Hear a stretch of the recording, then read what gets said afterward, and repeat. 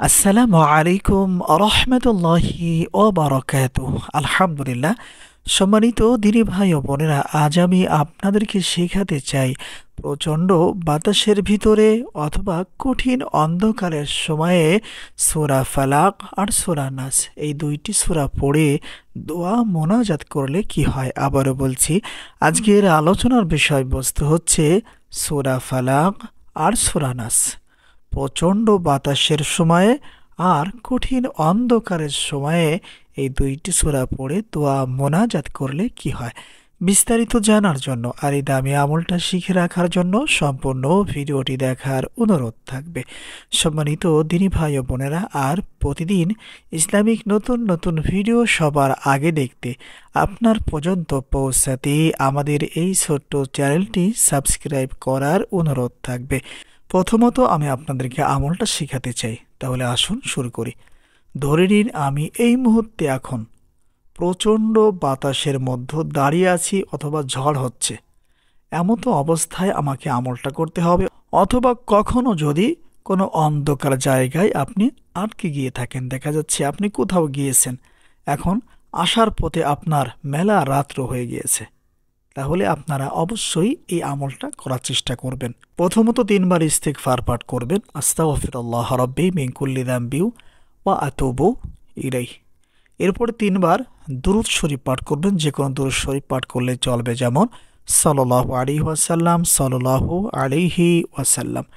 এরপরে কষ্ট করে একবার বিসমিল্লাহ সহ সূরা ফালাক পড়বেন, যেমন বিসমিল্লাহির রহমানির রহিম, কুল আউযু বিরাব্বিল ফালাক মিন শাররি মা খলাক ওয়া মিন শাররি গাসিকিন ইযা ওয়াকাব ওয়া মিন শাররিন নাফাসাতি ফিল উকাদ ওয়া মিন শাররি হাসিদিন ইযা হাসাদ।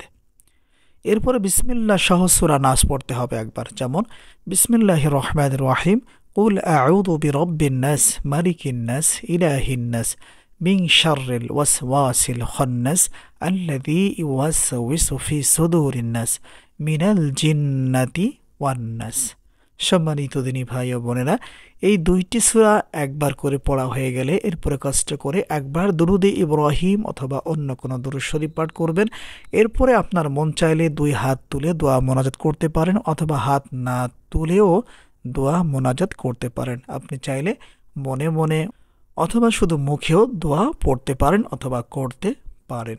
যদি এই বিপদের সময়, বিশেষ করে যখন প্রচণ্ড বাতাস হয়, ঝড় হয়, সেই মুহূর্তে, অথবা যদি কখনো কোনো অন্ধকার জায়গায় আপনি আটকে গিয়ে থাকেন, যদি এই আমলটা সেই মুহূর্তে করতে পারেন, দোয়া মোনাজাত করতে পারেন, আল্লাহ সুবহানাহু ওয়া তাআলা আপনাকে সকল প্রকার বিপদ আপদ বালা মুসিবত থেকে হেফাজত করবেন ইনশাআল্লাহ। পৃথিবীতে এমন আর কোনো শক্তি নাই যে আপনি এই আমল করার পরে আপনাকে আর কেউ ক্ষতি করবে। এজন্য সম্মানিত দিনী ভাই ও বোনেরা, যদি কখনো কোনো জায়গায় বিপদে আপদে পড়ে যান, ঝড়ের মধ্যে পড়ে যান অথবা অন্ধকারে আটকে গিয়ে থাকেন, তাহলে আপনারা কষ্ট করে এই দুইটি সূরার উপরে আমল করার চেষ্টা করবেন, দোয়া মোনাজাত করার চেষ্টা করবেন। আশা করি ইনশাআল্লাহ এই আমলের বদলতে আপনাদের অনেক অনেক উপকার হবে ইনশাআল্লাহ। আসসালামু আলাইকুম ওয়া রাহমাতুল্লাহ।